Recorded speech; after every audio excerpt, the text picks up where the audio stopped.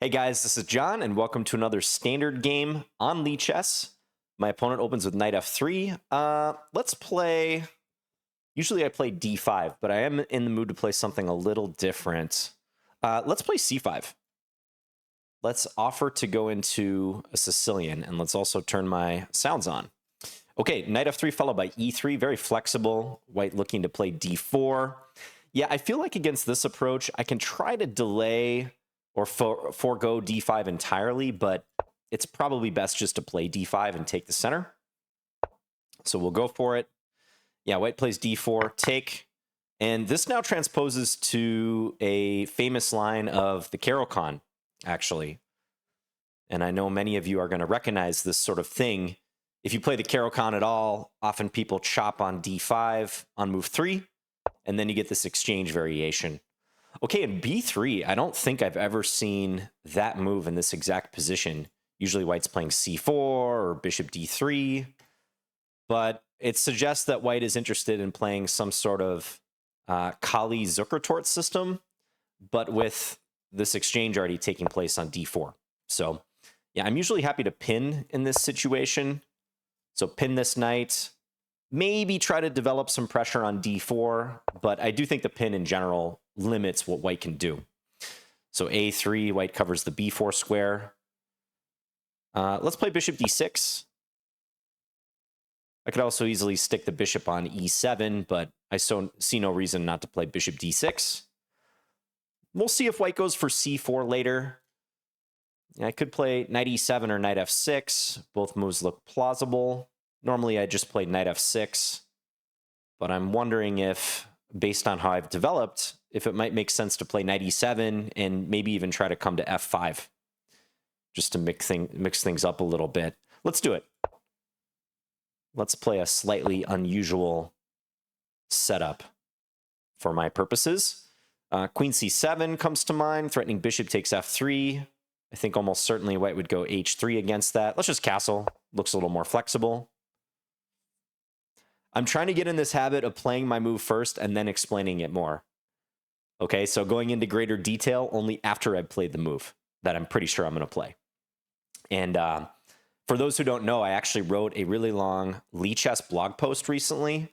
It's on my profile, and it's about my experiences and what I learned from the recent Lone Wolf League on Chess.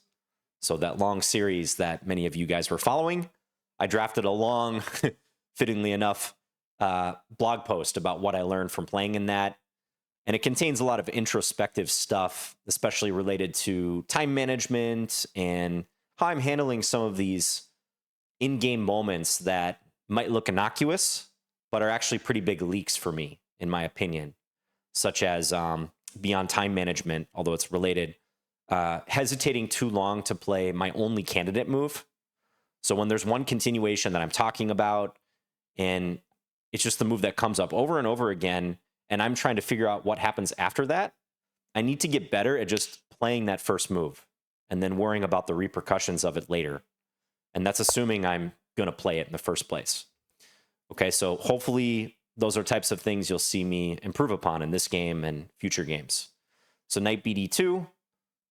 Yeah, all standard stuff.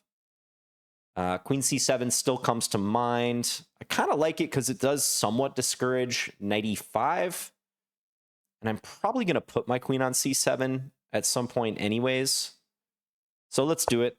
Just connect the rooks. I think rook c8 was also a natural move there. With this knight on e7, there could be some chance that I go to g6 and then try to get into f4. But I think more than likely, white's going to try to hop their knight to e5 in some capacity and maybe foil that plan. But let's play bishop h5. I'll play hard to get with my bishop. Rook e1. Yeah, so now knight g6 would just run into g4, and the bishop is trapped. So that's not going to be good. I think rook f d8, rook a c8, some plan like that makes a lot of sense here. I'm still looking at knight e5 if white chooses to play that at some point. Let's start with rook a c8. I don't think rook a c8, rook f d8 is going to matter too much at this juncture. So let's play it. This is a 10+2 game, by the way. So 2-second increments. This is a little bit fast. I actually searched for a 10+5 game, but didn't have any takers. So I just fired off an open challenge for 10+2. But yeah, I think 10+2 and especially 10-0, that's a little too fast to play a game conducive to improvement for most people. I think I can probably learn from 10+2, but even for me, guys, it's pushing it a lot of times. So white goes c4. So this is interesting because taking the pawn is a pretty valid option in this position, giving white an interesting choice about which way to recapture. And I would actually expect white to take with the pawn. So I may go for that and then try to lay siege to these central pawns that white has. Because if I don't play that, I always have to look at c5. Yeah, I think I will take. And I would bet white takes with the pawn. Maybe there's a chance they'll take with the knight. But I think taking with the knight is inferior because although it hits my dark square bishop, I believe white's going to regret creating this isolated pawn on d4. So I would take with the pawn if I were white, and that's what I would expect. Yep, white does play it. Okay, so here's where rook fd8 looks decent, lining up with the queen. Again, I could pull the trigger on other moves, but I don't see a truly valid reason to do so. I mean, rook fd8, c5, bishop f4. I don't think that bugs me too much. Same thing with rook fd8, knight e4. I think bishop e4 just makes sense.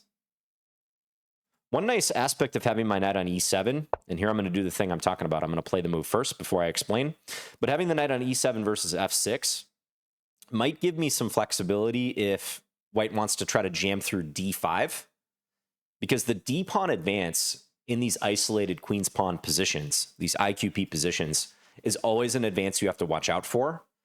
In theory, that's the advance that, or sorry, I said isolated queen's pawn positions, but it applies here too.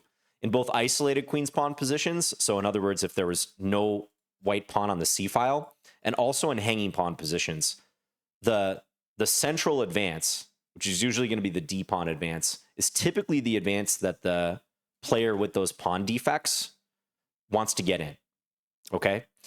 Because often there's other pieces behind, like this fianchettoed bishop, that they want to open up.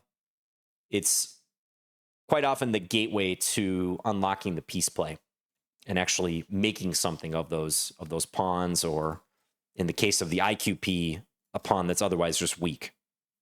So having my knight on e7, my point is if white goes d5, I can just take the pawn without fear of bishop takes f6.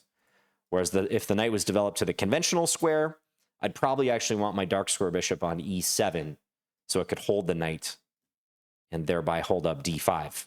But I think with this arrangement, with the bishop on d6, my knight actually feels pretty good on e7. Okay, and look at that. I'm up 45 seconds on the clock. We'll take it. So not a whole lot has happened yet. The central situation has changed, but I don't think either side has done anything crazy in terms of pure piece development. I thought the early b3 was a little odd, but I also don't think that was something that I could straight up punish. I think white's going to be solid enough here, so I like how I've handled this so far.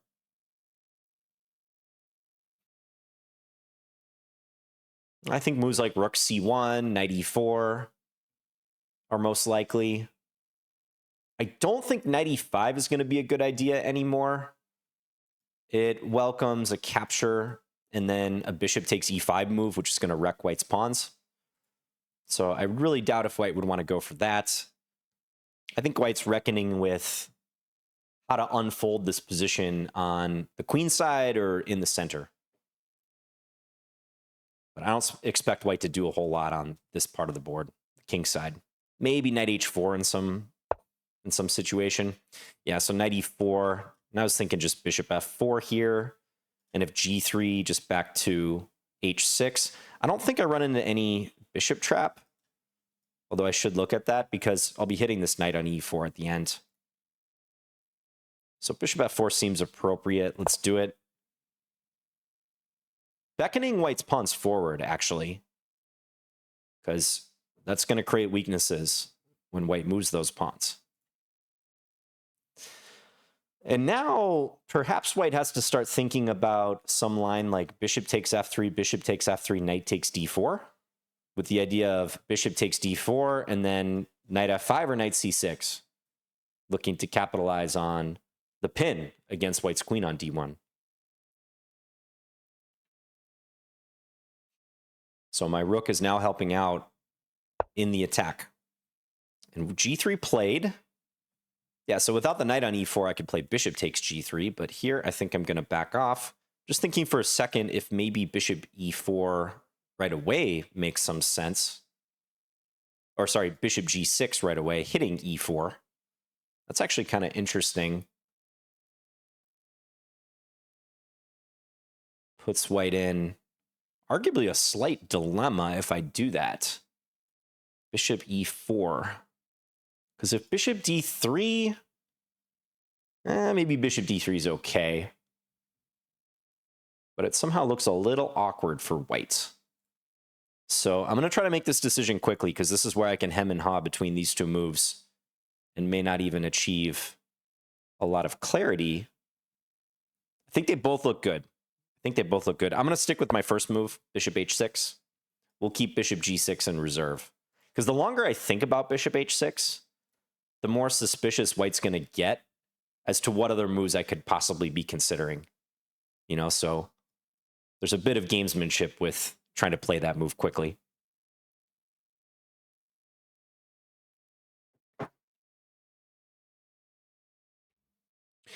Hope you all have been doing well as we head into September here. The dog days of summer are drawing to a close. It's been a good summer. I'm really glad I played that Lone Wolf League. As I said in the last Lone Wolf video, I'm taking the current season off, season number 39, or season 38 rather, but I might join season 39. I would like to if I have the time, but if I have to push it off till the beginning of next year, we'll see. But hopefully season 39, season 40, I can jump in. It kind of also depends on the timing of the league, because I know they take some breaks, either short breaks or slightly longer breaks after each season. So we'll see what they do for season number 39. Okay, and white's getting seriously low here, below 3 minutes. And even though, whoa, and that's a blunder.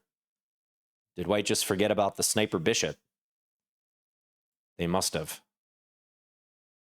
Yeah, and that's going to hurt because I think white's going to lose d4 as well, unless they're setting me up for a trap. But let's just make sure. Bishop takes f3, knight takes d4. And I mean, there's some combination of a knight f6 type move, but realistically, white's going to have to trade first and then play queen g5. Then knight f6 is kind of a threat. Probably doesn't even do much. Yeah, I don't think that's going to fly for white. But just pausing for a second because I'm going to win this game if I play this correctly. Yeah, let's go for it. Bishop takes f3. And I like how this picks up a pawn and also blocks the dark square bishop further. Right, or we resume blocking the dark square bishop. White plays bishop g2, and now I think I just pick up the c4 point. Queen takes c4. Still looking at queen g5 just to make sure at that point. I think knight g6 would be a good option there. And I'm just checking to make sure I have everything defended. Like rook c1 would run into knight e2. h4, I can probably play h6. Yeah, that's got to be good. Got to be good. There's other moves too. I mean, if I really want to play this safe, I could play something like h6, but let's take the pawn.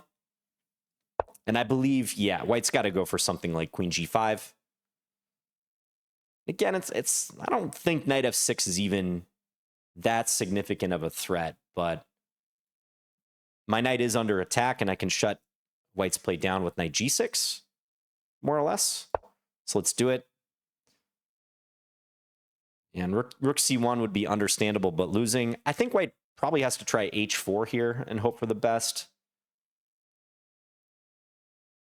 But in addition to h6, I'm seeing now rook d5 might be a good way to rebuff white's queen. Because then if queen g4, I can probably even play f5, fork the queen and the knight. Maybe there's queen h3 with the idea of f takes e4, queen takes e6. Ah, but my knight defends e6. So, okay, I like the look of rook d5. There's knight e2, but that doesn't do much. I like leaving that in reserve. So it's between h6 and rook d5, in my opinion. Rook d5, knight f6 shouldn't be anything. Just take with the pawn, hit the queen. Yeah, let's play rook d5. I like the look of this a lot. Because queen g4, the reason that move comes to mind is white would like to stay aligned with my king, right? So if they want any hope of landing knight f6 after playing h5 and driving my knight away, then stands to reason they would want to do that. But I think queen h3, f5 is crushing. Well, okay, maybe if it goes down the line, queen g4, f5, queen h3, take on e4. White can take on d4. Okay, but then I take and I still control e6. So f5, are we liking it? Is there anything with knight f6, g takes f6, bishop takes d5? Probably I just take the queen. They take on c4. I take back, and I'm up a piece. There's also knight f3 sometimes in the mix. Yeah, I think f5 is going to work.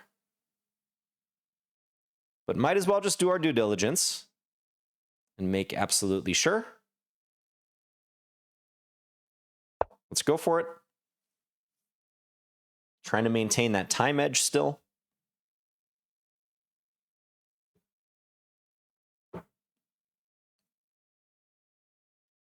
Queen h3, f takes e4, rook c1. Is that a last Hail Mary attempt? Knight e2, king h2, knight takes c1, queen takes e6. I think white's just going to run out of ammunition there. King h8. There's still this bishop lurking I got to be a little careful about. But I have so many pieces at that point. I got to imagine that's just winning. Let's just run through that one more time. F takes e4, rook c1, knight e2, king h2, knight takes c1, queen takes e6, king f8. The queen is defending the rook. g7 is covered sufficiently. Queen f7, probably rook g8. Yeah, I think that's going to work. Let's take... Yeah, white takes d4, but this is the move I had in mind. Rook takes d4, help the queen defend e6. And now we're up full rook.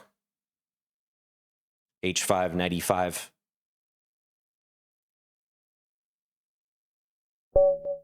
Okay. And white resigns. Thanks to my opponent for the game. Yeah, so obviously a straight up blunder by white. Rook c1. Maybe they started feeling some time pressure right there. I do feel like this position is somewhat better for black. Maybe slightly better to clearly better. Because remember, anytime you push pawns, you're creating weaknesses in the wake of those pawns.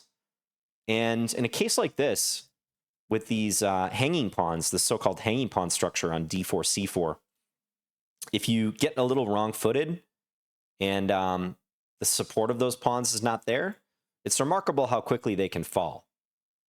Okay, so I think I'm already kind of threatening bishop takes f3 and knight takes d4. But there's also this bishop g6 move that looks unpleasant that I was toying with. Maybe knight f5 in some circumstances.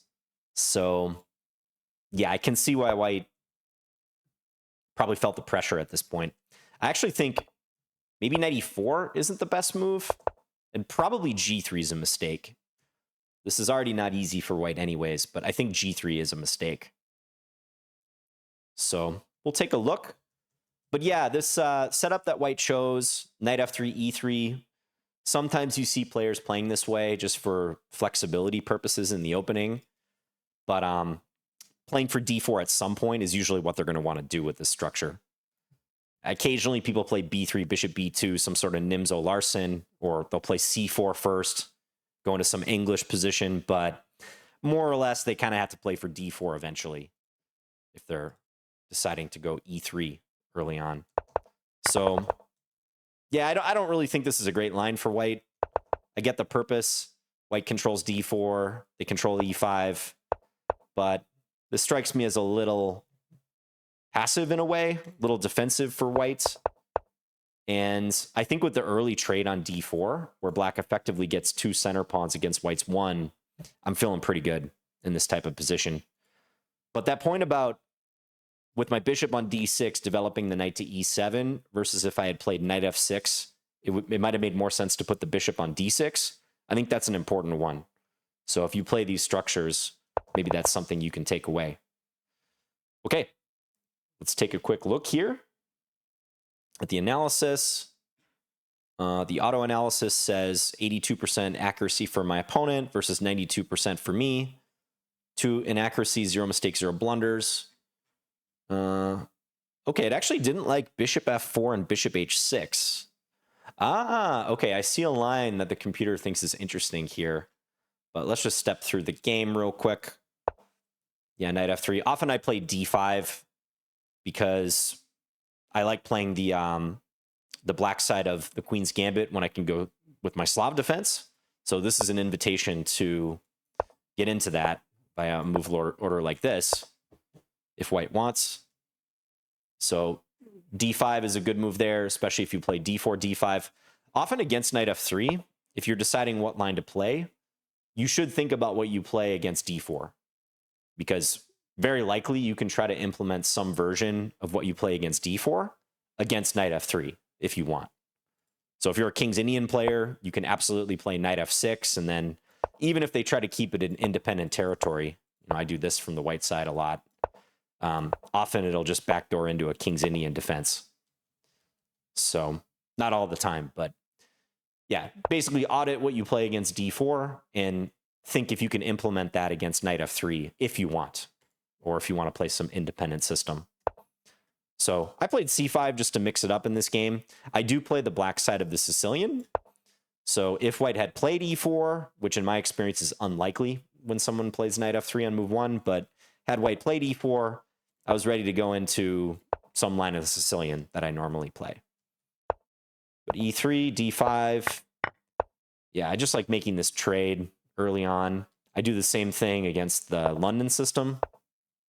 So if white plays bishop f4 on move 2, I really like playing c5 and then simply taking on d4 on the next move. I like establishing these 2 center pawns against 1 because it often leads to a reverse Carlsbad structure, and I feel very comfortable handling those positions. So we get this trade, knight c6. Yeah, bishop g4 is played a lot, knight f6. It's kind of dealer's choice here, which move you want to play. And b3, I'm just wondering what proportion of the time white plays that, because that, in my experience, is exceedingly rare. Yeah, so in the Masters database, there's only 1 instance of this in 381 games. Probably in the Lee Chess database, it's going to be a little more common, although proportionally, maybe not. It doesn't even appear in the top, 10 moves here? Interesting. So yeah, most of the time people play c3 and bishop d3. You get setups like this. I usually try to get the light square bishop to f5 or g4 if I can. And then, like I played in the game, e6 only after that, once the bishop has been liberated from the chain. So b3, yeah, bishop g4, I think makes a lot of sense. Bishop f5 would also be fine, but I think it makes sense to pin that knight. Okay, there's some games with knight bd2 here in the database, but I imagine that's pretty similar. Yeah, white probably doesn't need a3 this early. Maybe that's some excessive caution about me playing bishop b4 check or something, but they probably don't need to play that early. So yeah, I decided to go for a slightly unusual setup for me in this type of pawn formation. Bishop on d6, knight on e7. Although again, with a comparison to the Carlsbad, in in the QGD exchange variation, which leads to this Carlsbad structure in reverse. Often white will play bishop d3 and knight e2, whereupon, and maybe I should have mentioned this in the game, but a pretty good plan is to go f6 and then try to play for e5.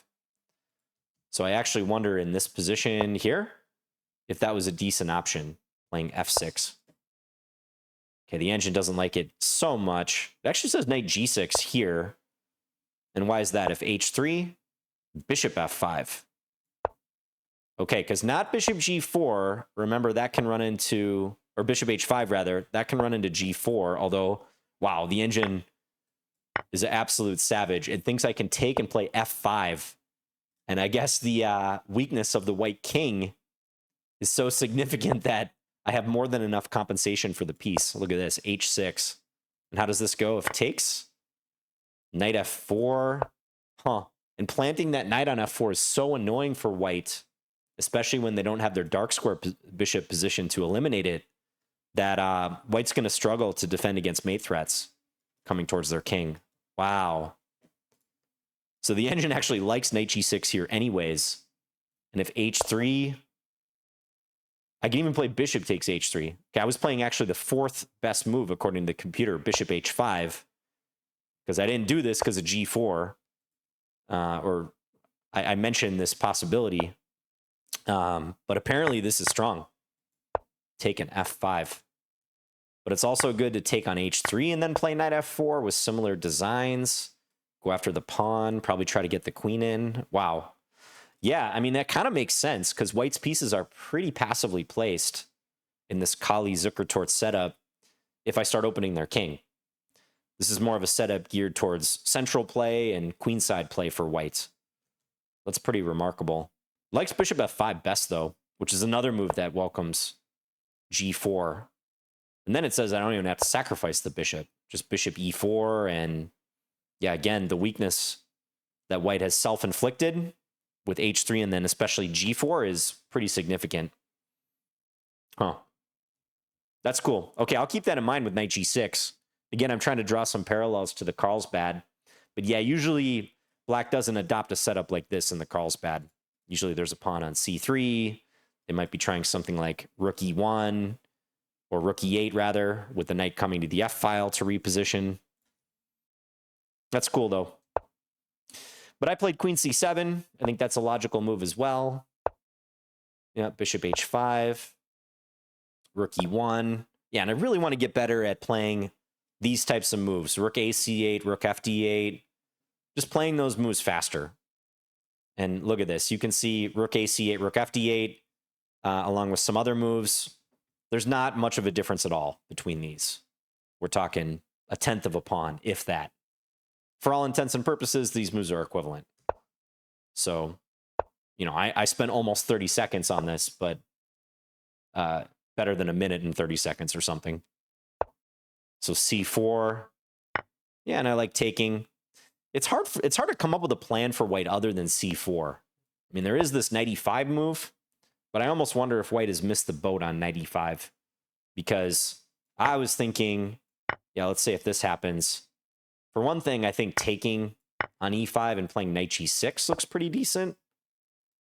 Always make white think about that pressure on the e-pawn, and then maybe just rook fd8, knight c to e7, unveil an attack on the c-pawn. This looks nice to me.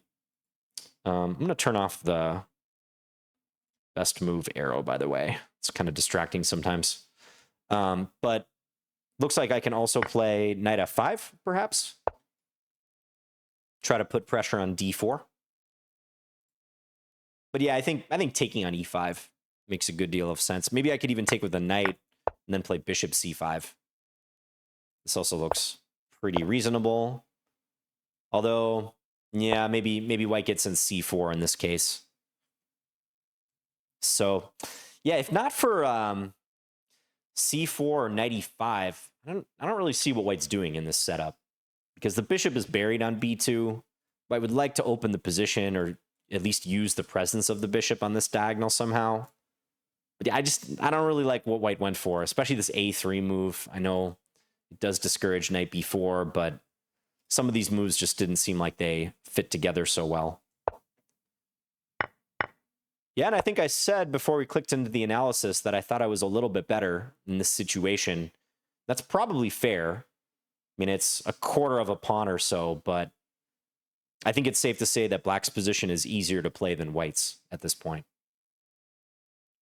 But do monitor those pawn moves coming forward, especially the d-pawn move. So I have to know that if white goes d5, that I'm not getting hurt with this bishop opening up somehow.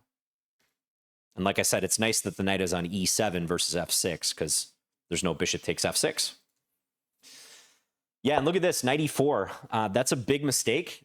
Also, kind of per my instincts, I thought this is around the part of the game where things started to accelerate in my favor. But the engine very much dislikes knight e4 for white, but not for the reason that I played in the game. So what does it think white should do instead? Queen c2 or queen c1? Okay, so kind of like my queen c7 move. Yeah, that makes sense. Connect the rooks. What about rook c1? Rook c1, Whoops, not bishop g3, don't overshoot. Rook c1 also runs into bishop f4, and you can see white's kind of in the crosshairs here with these two bishops. This could also get unpleasant, because I guess I'm threatening bishop takes f3. White couldn't take with the knight in that case, and if they take with the bishop, then d4 falls. Yeah, so, I mean, if we look at this from white's standpoint, you might think, oh, you've got these two nice pawns in the center, but those pawns need constant protection. And my pieces are marshaled in the center, where if white makes one false move here, it'd be easy for those pawns to fall under attack. And if one of those pawns get lost, probably white's position goes completely downhill. That's often how these positions go. So, I was talking about the position of the bishop on d6 and the knight on e7. I think for white, if we flip it around again for white, probably white would like to be situated a little differently here. I mean, I think the knight on d2 is a big problem for white. It obstructs the queen.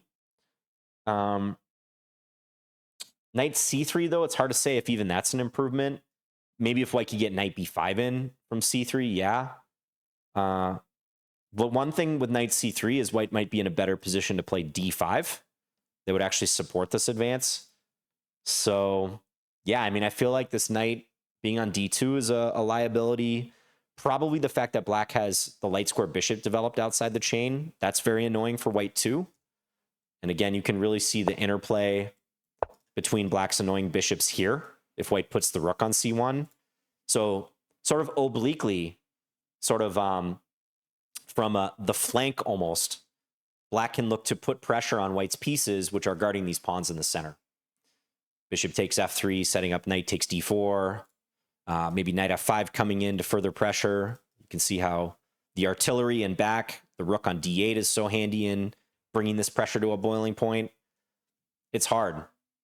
And the good players, the really strong players, they seem to have a sixth sense for avoiding getting into positions like white has like this in the first place, because it's just so tough to get out of them.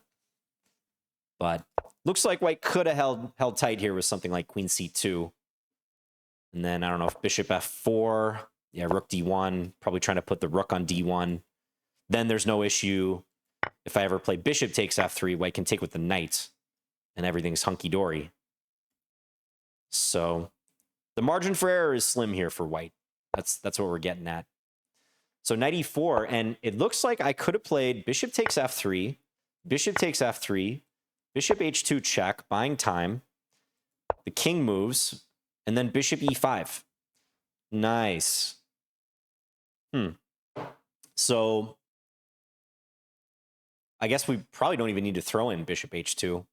We can go bishop e5 right away, but the engine thinks it's even slightly better to push the king in one direction or the other. It's probably a little more exposed or weak on h1 or f1.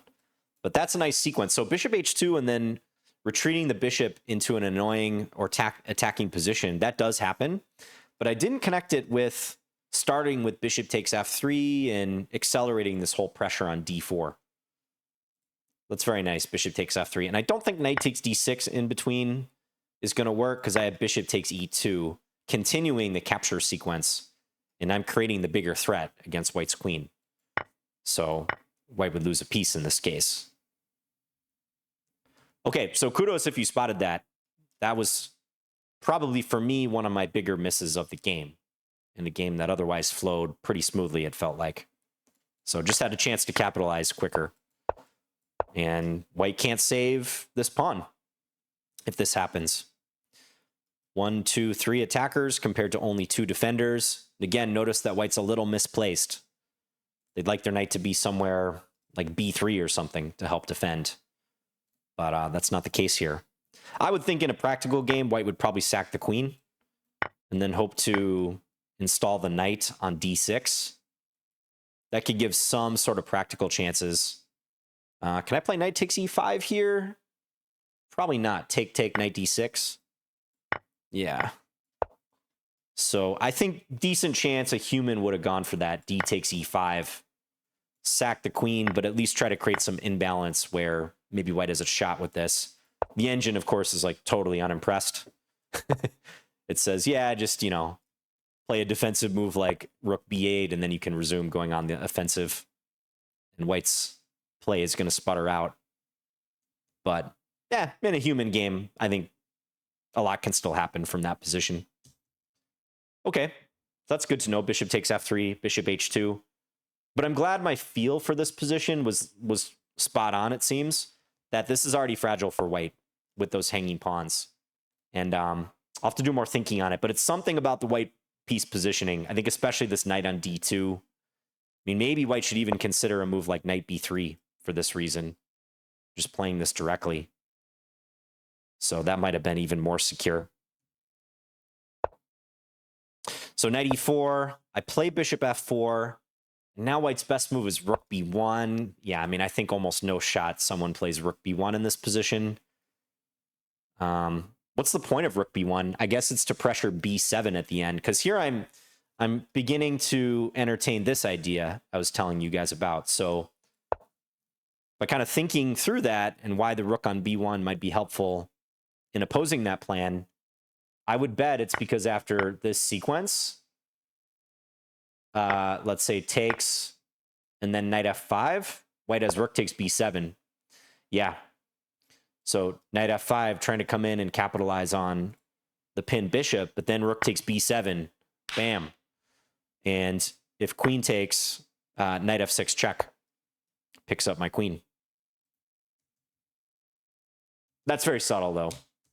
So the mere fact that white is in a position to have to find that move to avoid bringing the advantage to a full point of material for me, and even if they do find that move, it's still plus 0.6, and I could see myself playing b6 here just to Spidey sense style remove any danger with the future rook takes b7. This further kind of validates how fragile this position is for white. So white played g3. Yeah, and here bishop h6. Okay, so again, I had this idea, take and bishop e5. I just wasn't thinking about this in this version. I will fully admit that. But that works pretty much the same way as bishop h2 a couple moves ago. So overwhelm the d-pawn and cash in. Yeah. Okay, because now on bishop h6, white is back to equality. And white needed to play... By the way, what about bishop g6? This is another move I was considering. Okay, nothing special. Bishop f1. Okay. But white needed to play after bishop h6, move c5. Okay. My first thought on seeing c5, and I'm trying not to look at the engine, what if I take and then play knight f5? Guarding d6 and hitting d4. Bishop g2 or g4. Oh, g4, g5. Ah, look at this. So white can do this, supported by the knight. Uh-huh, clever. And I don't have a good discovery. If knight takes f3, white just takes with the queen. Okay, apparently there's some line with knight e5. Bishop takes d4. Probably rook takes d4 then, because if takes, takes. Queen e2. Black has to sack in exchange. Okay, there's some line like this where it's maybe close to equal, but for sure white would like this compared to the game. Okay, c5, interesting. Yeah, I don't think I was considering c5 in this position, as I was pretty focused on white's problems with d4, but it seems to work for a very particular reason. this g4 move. Although also there's apparently bishop g2, which is interesting. Just letting the pawn drop. Because I guess without the light square bishop's help, white has a lot more options here. Huh. Okay. Yeah, so bishop h6 was actually... The engine gives it dubious. I mean, maybe that's a question mark move. Bishop takes f3 is a lot stronger, I think. And was especially good on, what was it, the prior move. Huh, okay. So even though this is the moment in the game, the phase of the game where I started feeling really good and white blundered, objectively there was better for me with this whole bishop takes f3, bishop e5 fast-tracked idea to go after d4. So again, kudos to you if you saw that during the game. So yeah, c5 with the intention on knight d6 was white's best. And it actually wants me to play rook b8 in anticipation of that. But yeah, then the knight gets here, and it's going to take me a little work to get out of this. But then white played rook c1, and yeah, I think we can all relate to moves like this, where we just kind of forget that there's an enemy piece across the board guarding that square. So white's a good player. I think they just blanked or forgot about that. This move definitely wasn't intentional. So yeah, c5. And again, I wasn't worried about g4 right away because I saw I had bishop g6, which is going to frustrate white's attempts to play g5 right away. And I figured, you know, let's say white plays knight back to g3, I could always play something like bishop f4 then, which looks pretty nice for black. Apparently bishop e3 is also good. That's very cute. Threatens queen takes g3 with the pin. Yep, so rook c1, I take on f3, knight takes d4. Just good to calculate this stuff. I try to put myself in my opponent's shoes as much as I can, and even more so in a position like this when they're desperate. And I say, okay, let me just mentally flip the board here. If I'm playing white, I'm down in exchange plus 2 pawns. I know I'm pretty much dead. I'm not going to just trade queens here cooperatively, right? I'm going to go down swinging. So I want to look at these queen g5 moves. I mean, even wild stuff like knight f6 right away, which doesn't remotely work, but it's something we should look at. So you got to go through that due diligence process, even in a position where you know you're winning. You sense, you're convinced you're winning. Do that work to just diffuse your opponent's threats, and ideally have some way of diffusing them in advance of them playing that desperate sequence or last-ditch attempt. So queen g5 hits the knight. Yeah, knight g6 looks pretty good. Apparently there's other moves too. King f8. Queen b5, that's a nice one. Although that's very much a computer move. It invites knight f6. But white actually doesn't have anything here. But I like knight g6, and then yeah, it just seemed to me that white would want to dislodge my knight if they're going to get anywhere. Because remember, rook c1 runs into knight e2 check. So h4, I went for rook d5. That's still minus 3.5. There's better moves apparently. Queen b3, queen c2. Going after the bishop. Really? So inviting bishop takes d4, and then if h5, what? Just rook d1. Go on the counterattack. And then h6. And white doesn't have queen g4. Okay. I guess it shouldn't be too shocking that that's still winning for me. But even that looks overly complicated. Just some sequence where it doesn't look like I'm really solving the issue with the attack on my knight and white's queen lined up with my king. I feel like rook d5 or maybe the immediate h6 is more human. But yeah, once I saw rook d5 and queen g4, f5, I didn't focus on too much else. But here too, knight f6. I mean, it's important that on this, yeah, if bishop takes d5, I think I just keep trading down here. And I can take or play knight f3, which just wins. I guess there is queen takes f6 here. White can try to rely on these two bishops, maybe h5 in some edge case, but yeah, black is clearly winning here too. This might still have been kind of interesting though. Force me to play some defensive moves. Rook f5 looks natural, but it does allow queen takes d4. Yeah, there'd still be some work to do here, even though I'm up in exchange plus a pawn, facing the 2 bishops. But white played a natural move, queen d4. Yeah, f5 is good. Yeah, there's other moves as well, but f5. And if queen d1, just take. Yeah, there's nothing here for white. Even if I have to give back an exchange or a piece. I'm already up 2 rooks in this position, so I can do that. So queen h3, take. This knight's supporting e6. That was the nail in the coffin. Again, let's check rook e1, or rook c1 rather. Okay, I can take apparently. That crossed my mind. I probably wouldn't have gone for it. How does this work though? Okay. Just block white's queen, play for an attack. Yeah, all white's pieces are jammed up over here. And black's even up material, so black's dead winning there too. Probably if this had happened though, I would have just allowed queen takes e6 and then played king h8. But it's important just to be vigilant. And kudos to those of you who have lasted this long in the video and didn't tune out after rook c1 in the game. I'm trying to tell you guys, and I always try to tell you guys exactly what I, as an IM, who's been playing, somewhat high-level chess for 20 plus years now, the type of thought process and due diligence I think you have to go through if you want to become a good player in this game. And even in a dead winning position like this, you got to be dotting your I's and crossing your T's and making sure that there's no surprise at the end of the line. Even stuff like queen f7 here. I was even mildly curious about this position if there was some perpetual white could pull off, but not going to happen. So don't be afraid to go that extra mile and calculate that. Afraid is the wrong word, actually. Don't get lazy and refuse to go that extra mile. You should be going that extra mile with your calculations. So bishop takes d4, trying to remove the defender of e6. But now we have this tidy reply. And no tricks left for white. White resigned.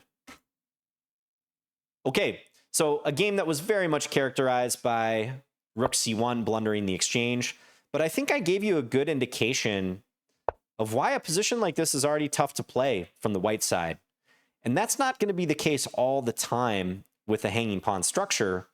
But the hanging pawn structure, to be effective, usually has to be at least somewhat mobile or realistically forward moving at some point for the side with the hanging pawns. And here I just don't really see that for white. Maybe that c5 move in certain situations, but pretty much only if white can plant a knight on d6, as could have happened in one of the later lines. But d5 was never really realistic. Again, I think it's just white's pieces are a little misplaced. Like the queen would probably not like to be on the b file. The knight on d2 isn't great.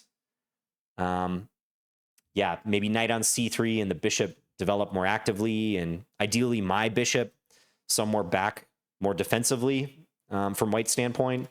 Those are things that would have probably led to a better outcome for white with this structure. But as things stand, I do think white has to be very careful here, and I think most strong players are going to take black in this position. Okay, well, I hope this gave you something to think about, whether you play these structures or not.